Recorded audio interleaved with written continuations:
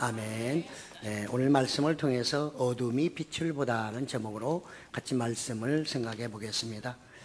네, 목회 데이터 연구소가 최근에 발표한 2023년 한국인의 종교 생활과 신앙 의식 조사라는 데이터를 통해서 보면 한국의 20대와 30대 개신교인 비율은 각각 11%, 14.6%라고 합니다. 불교도는 20대, 30대가 3.5%, 4.7%, 캐톨릭은 4.5%, 4.9%로 나타났다고 합니다. 그래서 점유율로 보면 개신교인의 점유율이 약 60%가 된다고 합니다. 이것은 그래서 참으로 우리에게는 매우 희소식이라고 아니할 수가 없겠죠. 참 요즘에 기독인이 한국 교회를 떠나고 있다는 이런 비관적인 결과에 매몰되지 말고 우리가 다음 세대가 교회에 바라는 것이 무엇인지를 정확히 우리가 알고 그걸 분석해서 그걸 잘 인도한다고 하면 앞으로도 교회는 성장할 수 있다 하는 것을 우리에게 암시하는 거라고 할 수가 있겠습니다. 물론 이렇게 희소식만 있는 것은 아니고요. 또 함께 나오는 그 자료 속에는 만약에 이 상태로 그냥 간다면 10년 후에는 2032년에는 기독교 인구가 10.2%, 전체 10.2%밖에 되지 않을 것이다. 이런 비관적인 데이터도 우리에게 주고 있습니다. 그러나 우리는 생각해 보면 우리는 오늘을 살아가는 하나님의 백성, 또 긍정적인 하나님의 자녀들이고 능력의 하나님을 믿는 자녀들입니다. 또 교회입니다. 그러므로 10년 후의 것을 먼저 염려할 것이 아니라 오늘 이 데이터 그래도 20대, 30대 그래도 기독교 청년율이 60%에 해당되는 가장 높다는 것을 생각할 때 우리에게는 여전히 희망이 있고 또 하면 된다고 하는 그런 가능성을 열어주는 데이터라고 볼 수가 있습니다. 많은 전문가들은 여러 얘기를 합니다. 이 시대를 앞으로 어떻게 갈 것인가. 다음 세대 올바른 신앙인이 되려고 하면 정말 올바른 신앙이 이어지려고 하면 젊은 층의 문화를 수용해야 하고 영성을 키워야 한다 이렇게 조언합니다. 젊은 층의 문화를 이해하는 것 이건 현재 그들이 갖고 있는 문화죠. 그들을 과연 우리는 어느 정도 우리 기성세대가 그걸 인정해야 하고 수용해야 할까요? 이것은 서로 간에 조율이 필요합니다. 우리가 무조건 그들의 모든 걸 다 받을 수 있는 것은 아니고 또 모든 걸 다 우리가 나 몰라라 하고 배척할 수도 있는 것은 아니기 때문에 그 어느 선까지 서로 간에 공유를 하면서 같이 이어갈 것인가 하는 것은 우리의 숙제라고 볼 수가 있고요. 이거는 또 당장 풀어야 될 문제입니다. 이거는 시간을 두면 해결되는 것이 아니라 시간을 끌면 끌수록 이것은 해결이 아니라 오히려 더 악화가 되고 말 것이기 때문에 그렇습니다. 그리고 우리 청년부도 점점 우리가 같이 대화를 통해서 그들이 가지고 있는 생각, 문화의 어떤 여러 가지 양식들을 어느 선까지 우리가 수용해서 함께 갈 것인가, 또 그들은 어느 선까지를 정말 수용하고 우리의 제안을 또 받아들이고 또 그렇게 같이 갈 것인가 하는 것을 서로 고민해야 할 때라 생각이 됩니다. 또한 전문가들은 영성을 키워야 된다. 아무리 우리가 사람의 방법으로 뭘 한다 해도 영성이 없다면 성령의 인도하심이 없다고 하면 이 모든 것은 불가능하죠. 그런 사람이 바벨탑을 쌓는 것과 별 차이가 없을 것입니다. 그러므로 우리는 또 그 젊은이들에게 어떻게 하면 영성의 장을 열어줄 것인가, 또 우리는 그들에게 우리의 삶을 통해서 그들에게 어떻게 영성을 보여줄 것인가 고민을 해야 하는 것이죠. 신앙의 어려움을 이겨내는 힘은 지적인 힘이라고 합니다. 그래서 어떤 전문가들은 다음 세대가 성경과 세계 기독교 관을 분명하게 가져야 된다 이렇게 또 말하기도 합니다. 저는 이 말씀을 이렇게 전하면서 일부에도 전했지만 순간적으로 제 생각에 들어오는 것은 유대인이었습니다. 신앙의 정체성에 있어서 유대인만큼 정확한 나라는 없습니다. 그들을 스스로가 유대교인 유일신교라고 말하고 모든 사람들이 다 유대인 그러면 일단은 그들이 과거에 뭐 우상을 섬겼던 뭐 했던 관계없이 다 이구동성으로 하는 말은 뭐예요? 그들은 유일신교, 유대교인 하나라고 하는 데는 일치합니다. 그건 그들의 정체성이죠. 그들의 그 정체성이 있었기에 수많은 세월이 흘렀습니다. 우리보다 훨씬 더 힘든 역사가 있었고요. 이미 나라가 없어져 버렸던 그 상황 속에서도 그 유대인의 그 정체성 하나 가지고 오늘날의 이스라엘을 또 일궈낸 것입니다. 물론 하나님의 역사가 거기는 강하게 작용하죠. 당연히 유일신교고 하나님의 백성이라고 하는 그 정체성을 갖고 있었기 때문에 그걸 한 번도 놓친 적이 없었기 때문에 오늘날 그들이 하나님의 은혜를 통해서 이스라엘 나라를 지금 이렇게 만들어가고 있다고 볼 수가 있습니다. 과연 우리 대한민국의 기독교는 우리 모든 기독교인뿐만 아니라 우리 모든 사람 스스로에게 과연 기독교는 어떤 거냐? 당신의 정체성이 뭐냐라고 물어본다면 또 기독교인이라고 내가 말하면 세상 사람들은 우리를 뭐라고 평가해 줄까 하는 것이죠. 그들은 여러 가지로 우리를 평가하므로 우리의 정체성은 아직도 뭔가 흔들리고 있고 정확하게 폼을 잡고 있지 않다. 어떤 모양을 갖추지 않고 있다. 이렇게 볼 수가 있는 거죠. 그러니 기성세대도 그런데 다음 세대들, 청년 이하 다음 세대들에게 그런 세계관, 기독교의 세계관을 요구하고 기독교인의 정체성을 가지라고 하는 것은 이거는 말이 안 되는 거죠. 우리가 먼저 갖고 그들에게 물려줘야 하는데 우리는 제대로 갖지 못하면서 그들 보고 가지라고 하면 그들은 무엇을 본으로 하여 그것을 가질 수가 있겠습니까? 그러니 모든 것은 어찌 보면 부모님의 책임이죠. 내가 낳기 때문에 책임져야 되는 것이고 내가 낳기 때문에 미우나 고우나 사랑해 줘야 되고 키워내야 하는 것입니다. 이것이 앞서가는 사람의 책임이고 의무이기도 한 것이죠. 오늘 이 말씀을 서두로 해서 오늘 빌립보서 사도행전 16장을 통해 이 빌립보 교회에 대한 얘기를 하고 있습니다. 물론 빌립보 교회 얘기는 나오지 않지만 바울과 실라는 참으로 성령의 인도하심 따라 아시아를 2차에 걸쳐서 이제 두 번째로 그들이 순회를 하다가 결국은 아시아, 오늘날은 터키 중부에서 머무르게 됐습니다. 그들은 늘 기도하지만 길이 열리지 않고 그래서 왜 그럴까? 계속 고민하며 애타하고 있을 때 또 기도하고 있을 때 어느 날 천사가 그들에게 환상을 통해서 마게도냐로 오라.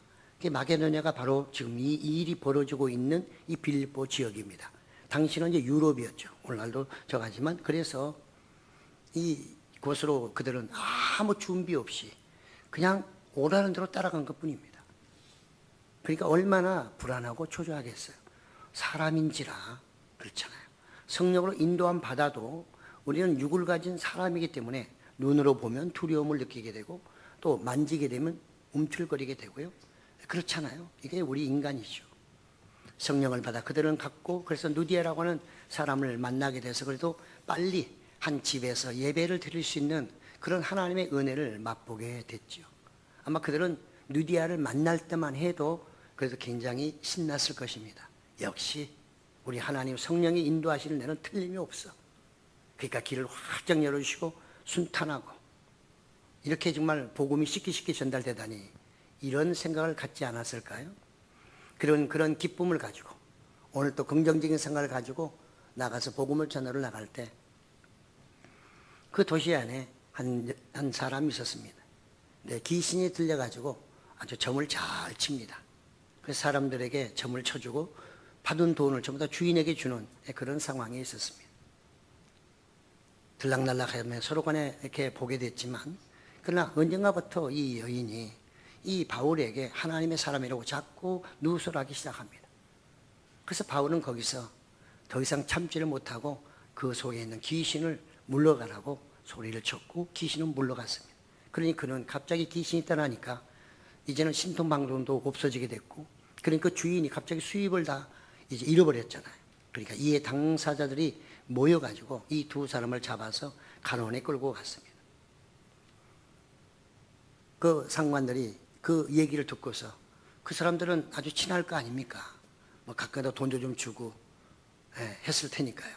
그러니까 이 상관들은 아마 이 이해 당사자들하고는 굉장히 가깝고 같은 나라에 살고 있으니까. 그러나 이 사람들은 특히 유대인이잖아요. 이방인. 그 반유대주의 사상이 아주 넘치는 도가 바로 이 지역이었거든요. 그러니까 잘 됐다 생각해서 그 상관은 그 사람들이 그 고발을 받자마자 접수하자마자 옷을 찢어버리고 그 다음에 매를 치기 시작하고 아주 그들을 아주 혼을 내줬습니다. 바울과 실라는 아마 바울이 자기가 40대 한 대 가만 39대를 3번 정도 맞았다고 하는데 혹시 이때가 아닌지도 모르겠습니다. 그러니 참 어떨까요? 귀신 쫓아내주고 복음을 전했더니 그의 대가는 매를 맞는 것이었고 이제는 감옥에 들어가게 됩니다. 그들은 아무 절차도 없이 그냥 때렸고 맞았고 유대인이라는 이유 때문에 이방인이라는 이유 그리고 사입이라는 이유 때문에 그들은 맞고 감옥에 들어가게 됩니다. 이 상관은 그러면서 간수를 불러놓고 이 사람 깊은 곳에 감옥 쪽에서 아주 깊은 곳 아주 누추한 곳 아주 안 좋은 깊은 곳에 그를 잘 가두고 정말 간수하라 잘 관리하라 이렇게 말합니다. 그러니까 그 간수는 정말 그 상관의 명령에 따라서 그를 끌고 들어가서 아주 모질게 사형수처럼 또는 죄수처럼 이렇게 취급하면서 그를 아주 깊은 감옥에 데리고 가서 착고를 채워서 밤새도록 잠을 제대로 자지 못하도록 착고를 양쪽에 채워놓으면 다리가 벌어지기 때문에 굉장히 힘들고 어렵다고 합니다. 당시에는 이 빌립보가 로마의 속국이었기 때문에 로마법의 모든 게 따르거든요. 그러니까 로마 사람들이 그 이방 나라를 통치하기 위해서는 이런 아주 무서운 벌들을 주고 또 나가 아주 그들을 혹독하게 다뤘던 것입니다. 우리는 여기서 한 가지 질문을 해봐야 됩니다. 왜 바울은 로마 시민권자인데 왜 그는 그 상관에게 자기의 시민권자라는 것을 말하지 않았을까? 로마 시민권자는 어디 있든 간에 로마 시민이만 하면 절대로 함부로 매를 칠 수가 없고 십자가에도 박을 수가 없고 이렇게 어떤 정식적인 절차도 없이 재판의 절차도 없이 때릴 수가 없어요. 바울이 그 한마디만 했으면 때리기 전에 한마디 했으면 그는 매를 안 맞을 수 있었을 것입니다.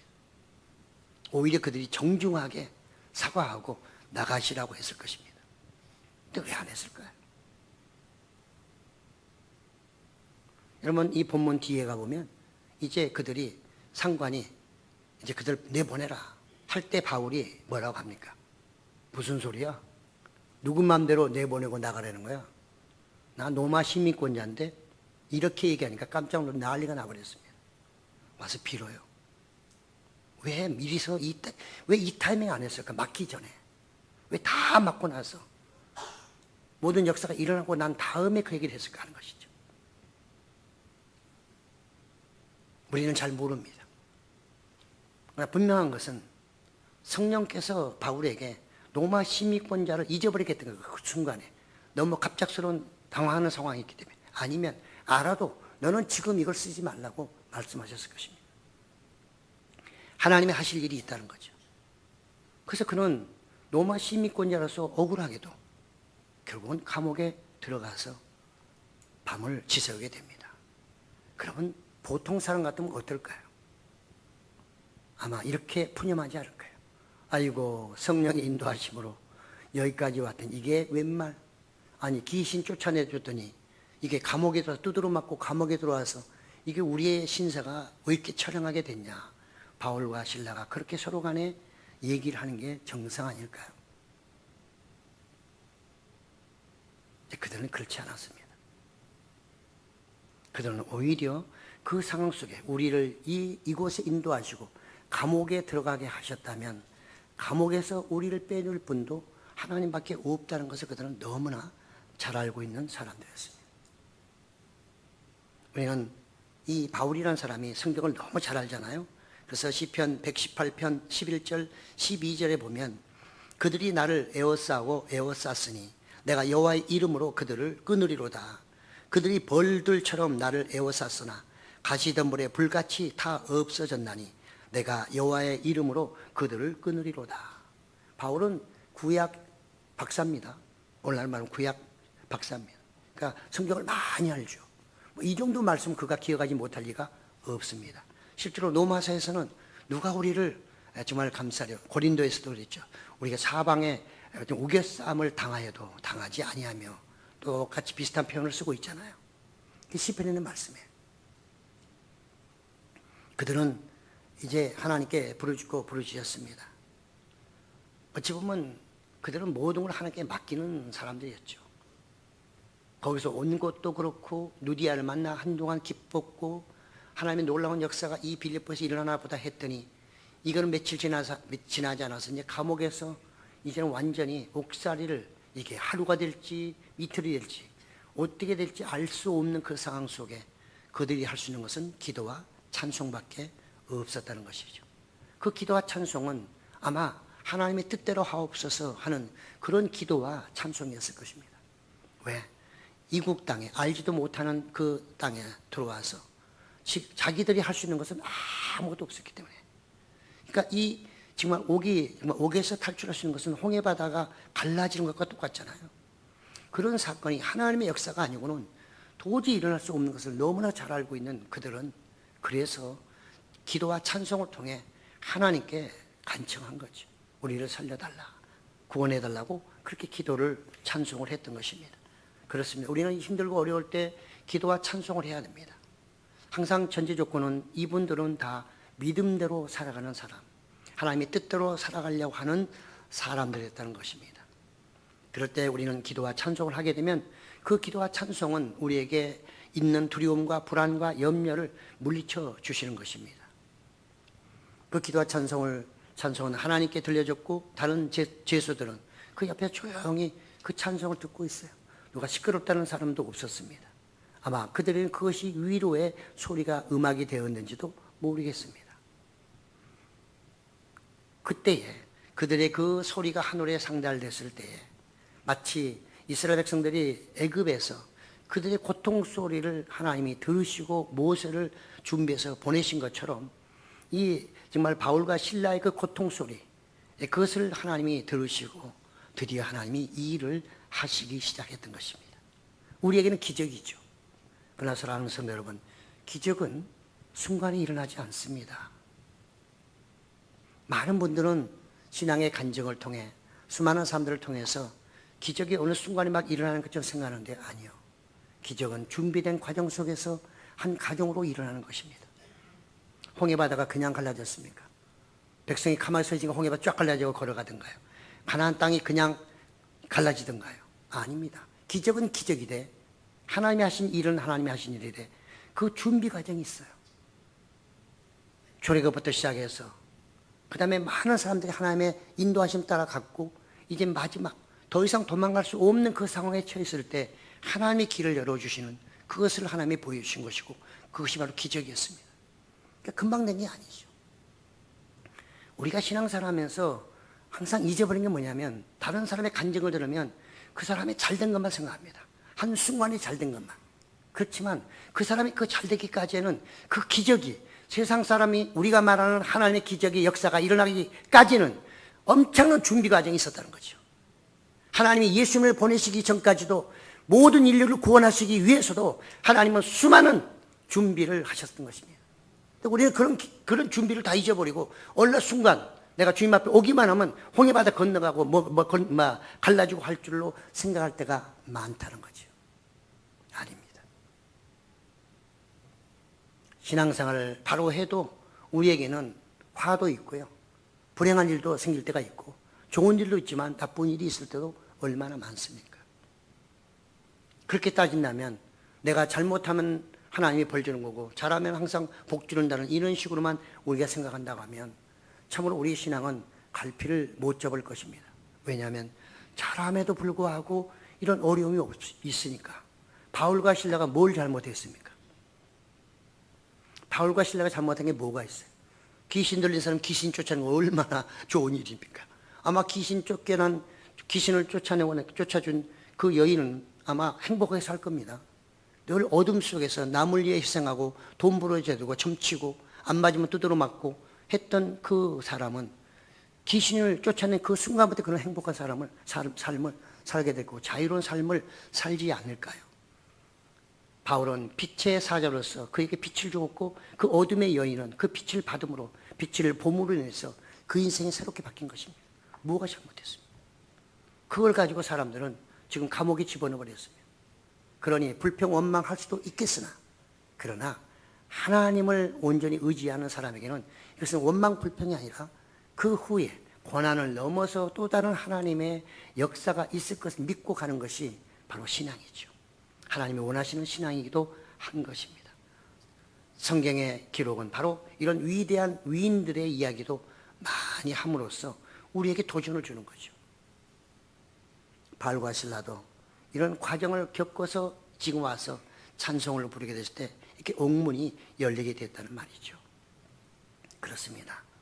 그 옥문이 열리고 빗장이 열리게 됐고, 그러니까 하나님의 그 진노가 바로 그들에게 그대로 임해서 정말로 옥토가 흔들리면서 문이 열리고 나가서 정말 그들의 묶였던 것도 풀리면서 놀라운 일이 일어나게 된 것입니다. 이렇게 되니까 그 잠자고 있던 간수장, 그 어둠의 사람 간수가 그 소리를 듣고 나서 칼을 뽑아 죽으려고 합니다.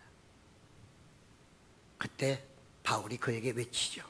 죽지 말라. 상하지 말라. 너희 몸을 상하게 하지 말라. 우리가 다 여기 있다 하면서 안심을 시켜줘요. 그래서 간수가 확인해 보러 오잖아요. 나에게 등불을 다오. 그 등불을 가져도 확인해 보니까 그대로 다 있는 것입니다. 이게 놀랄 일 아닙니까? 우리는 여기서 또 놀라운 일을 또 발견하게 되죠. 그 간수가 그걸 보고 나서 이 바울과 실라 앞에 무릎을 꿇습니다. 아니, 왜 무릎을 꿇어야 되죠? 죄수잖아요. 조금 전만 해도 사형수처럼 죄인처럼 무자비하게 무례하게 그들을 끌고 깊은데 아주 침침한 정말로 제일 환경이 안 좋은데 거기다 집어넣고 작곡같이 채웠던 그 사람 아닙니까? 근데 왜 이 사람이 무릎을 꿇어야 되는 거죠? 그렇잖아요. 우리가 논리적으로 따지면 무릎을 꿇을 게 아니라 이 사람은 뭐 해야 돼요? 이 사람은 빨리 옥문을 다시 단속하고 도망가지 못하게 해야죠. 근데 이 사람은 그렇지 않았어요. 이건 제정신이 아닌 거죠. 이건 사람이 할 수 있는 게 아니에요. 이건 하나님이 여기서 또 역사하시는 거죠. 그래서 이 간수로 하여금 무릎을 꿇게 하셨던 거죠. 저는 또 이 말씀을 준비하면서 그때 바울과 실라는 무슨 말씀을 생각했을까? 시편 23편 5절에 보면 주께서 내 원수의 목전에서 내게 상을 차려주시고 기름을 내 머리에 부으셨으니 내 잔이 넘치나이다. 아마 그 말씀을 생각하면서 그들이 위로를 받지 않았을까요? 16장 30절에 오늘 그 간수는 이렇게 말하죠. 선생님들이여, 갑자기 선생이 되어버렸어요. 선생들이여, 내가 어떻게 하여야 구원을 받으리까? 아니, 또 웬 생뚱맞게 구원입니까? 여기서 구원이 나올 만한 이유가 전혀 없잖아요. 그런데 하나님은 그 사람의 입을 통해서 구원 얘기를 하고 있는 거죠. 신기하지 않습니까?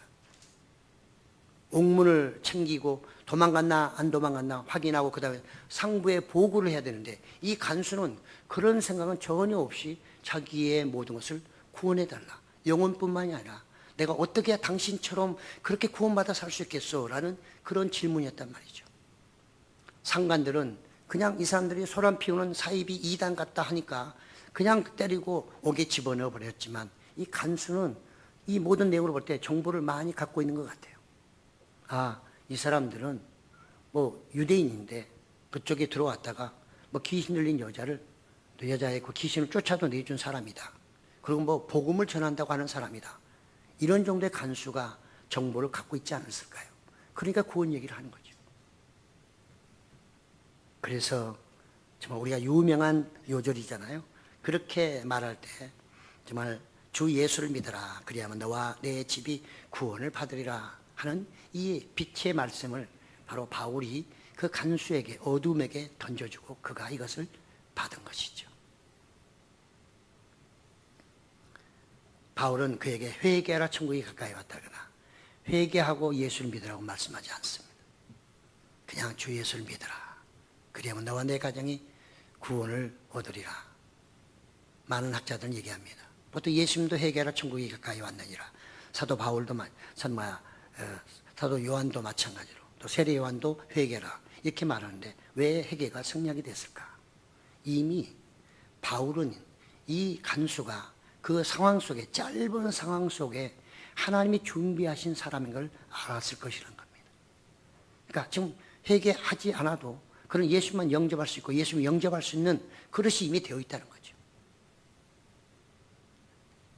그래서 정말 주 예수님을 믿으라 이렇게 말하고, 그러니까 그가 이제는 어둠이 빛으로 들어가는 하나의 과정을 지금 얘기해주고 그 길을 좀 안내해주고 있는 게 누구냐? 바로 빛의 사자 바울이었던 것입니다.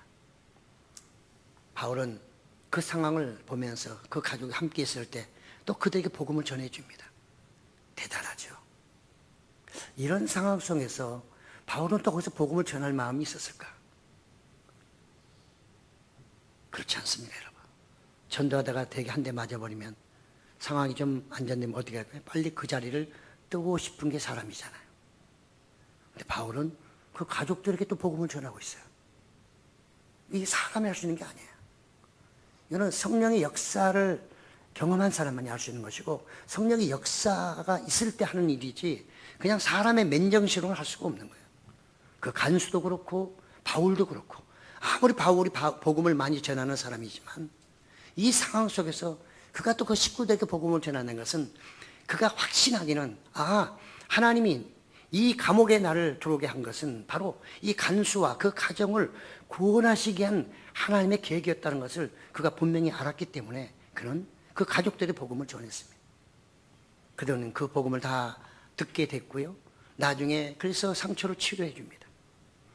아니, 간수가 죄수의 상처를 씻어주는 게 말이나 됩니까? 은혜 받았다는 얘기죠. 이제는 어둠이 아니라 빛의 자녀가 되었다는 것이죠. 그리고 거기 있는 모든 사람들에게 또 세례도 베풀어주고, 그걸로 끝나는 게 아니라 바울과 실라를 자기 집에 데리고 가서 또 음식을 준비해서 함께 먹으면서 정말 믿음의 그 기쁨을 누리는, 구원의 기쁨을 함께 누리는 오늘 내용이 본문의 내용인 것입니다. 그렇습니다. 우리는 성경에 하나둘 모든 걸 자세히 보면 모든 게 하나님의 간섭 없이는 하나도 될 수 있는 것이 없는 것입니다. 이게 바로 성령의 역사라고 하는 것입니다.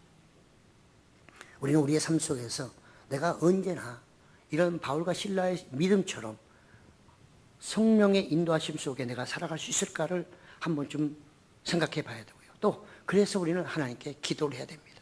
그들은 옥에서 지금 나가게 해달라고 기도하지만 우리는 그것이 아니라, 하나님, 기도하고 찬송하면서 나도 바울처럼 실라처럼 어떤 상황 속에서도 기도와 찬송을 통해 하나님을 붙잡음으로 치료받고 문제 해결받는 그런 믿음의 사람, 그런 신앙인이 이 시대 신앙인이 되게 해달라고 기도를 해야 할 것입니다.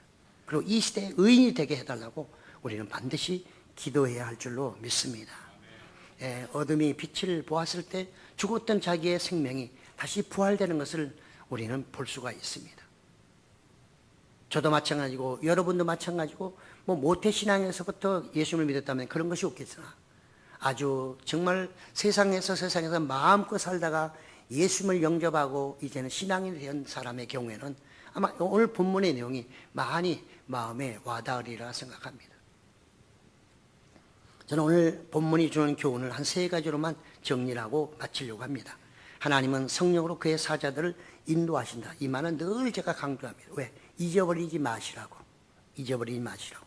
바울과 실라는 아시아에서 전도하다가 갑자기 성령의 인도함을 통해서 음성을 듣고 빌립보로 가서 일을 할 때 이렇게 파란만장한 일이 아주 짧은 시간에 일어났던 것입니다. 짧은 시간에. 그럼에도 불구하고 그는 그 모든 것에도 반항하지 않습니다. 다 수용합니다.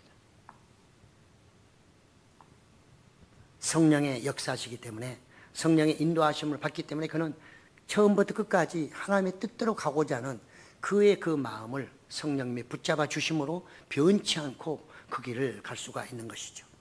그래서 늘 성령의 인도하심을 받는 사람에게는 누구나 관계없이 그것을 통해 하나님의 뜻을 이루어야 된다는 그 일념이 항상 깊이 깔려 있는 것입니다. 예수님이 이 땅에 오셔서 사역하실 때 아버지 뜻대로 하옵소서, 항상 내가 모든 걸 할 때 이것은 아버지 뜻대로 하는 것이라는 것을 강조하신 것은 성령이 역사하시는 것, 성령과 함께 하신다는 것을 우리에게 알려주고 있다고 볼 수가 있는 것이죠. 그렇습니다. 예수님의 그 성령의 인도하심 따라 순종하셨기 때문에 십자가를 지실 수 있었던 것이고요. 그 십자가로 말미암아 우리가 구원을 받을 수 있었다는 사실입니다. 두 번째는 하나님의 주권 신앙으로 어둠을 이겨내야 하는 것입니다. 어둠은 우리를 괴롭히는 모든 것들입니다. 반면에 빛이라고 하는 것은 하나님의 능력이라고 그냥 간단하게 정리할 수 있습니다. 신앙생활은 고난을 어떻게 이해하고 가느냐가 중요합니다. 고난을 내가 신앙인으로서 나에게 오는 고난을 내가 어떻게 이해하느냐가 대단히 중요합니다. 이것을 잘못 이해하게 되면 내가 하나님의 은혜를 받지 못하고 멀리, 아니 발길로 차버릴 수도 있는 것입니다. 그 때문에 고난을 잘 이해해야 하는 것이죠. 그래서 저는 최근에 어떤 소논문을 통해서 제가 보았던 것에서 또 은혜를 받아서 같이 공유하는데, 다윗은 이 시편을 통해서 자기가 여러 가지 얘기를 하죠. 시편은 뭐 찬양의 시도 있지만 그러나 한탄 시도 있고 저주의 시도 있고요. 그 다음에 또 원망의 시도 있습니다. 다윗이라는 사람은 어떤 사람입니까? 고난을 참 많이 당한 사람입니다. 그래서 그 저자 소논문을 쓴 사람은 다윗은 상처 입은 영웅이다. 상처 입은 영웅. 겉으로는 영웅이지만 그의 속에 들어가 보면 너무나 많은 상처 자국이 있다는 거죠. 그러나 그는 치유를 받았다는 것입니다. 여전히 상처를 갖고 있는 사람이 아니고 그 상처를 받았지만 하나님께 그 상처를 치유받았다는 거죠. 무엇으로? 우리가 생각할 때 하나님이 직접 오셔서 오랜만 이사야에게 마치 정말 히스기야가 병났을 때 이사야가 뭐 상처에다가 무화과 잎을 찧어서 뭐 바르고 이런 것만 치유라고 생각하는데 그게 아니죠. 다윗의 치유는 그런 것이 아니었습니다. 아주 고차원적이었습니다. 그런 단식이 있었고 상처가 있었고 여러 가지 고통 고난이 있을 때 그것을 하나님께 부르짖은 것은 틀림없습니다.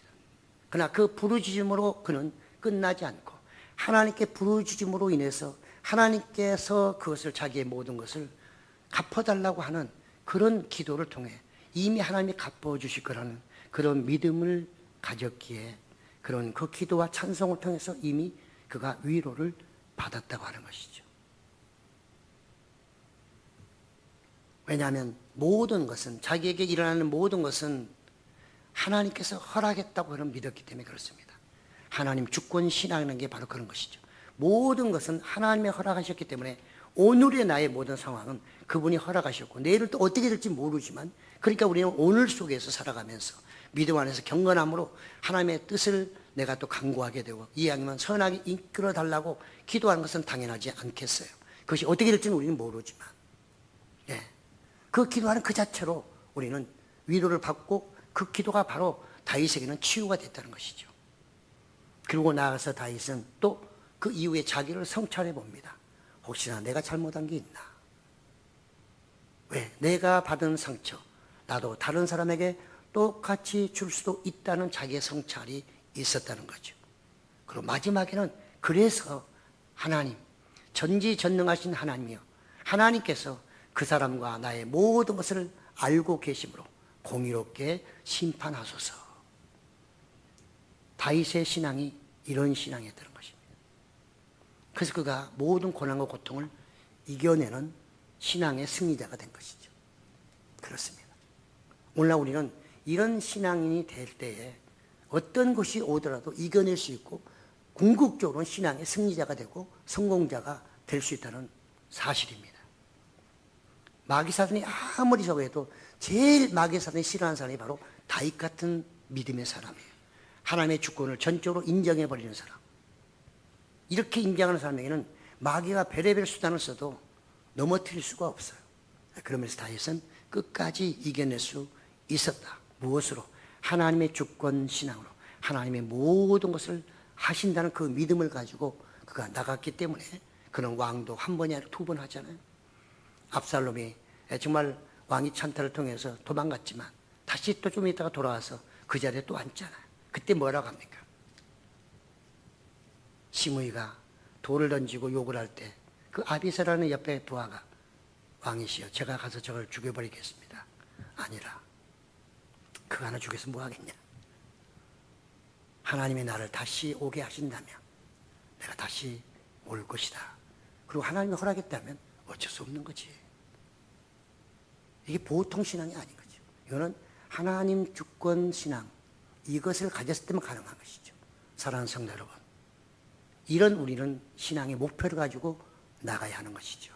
또 우리 하나교회는 한 사람도 빠짐없이 이런 하나님의 주권적인 신앙을 가지시기를, 그래서 성공하시기를, 승리하시기를 예수님의 이름으로 축복합니다. 마지막으로 하나님은 반드시 악을 선으로 만드십니다.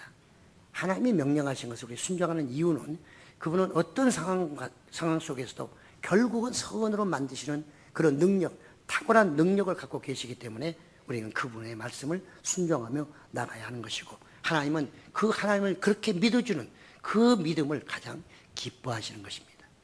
그렇습니다.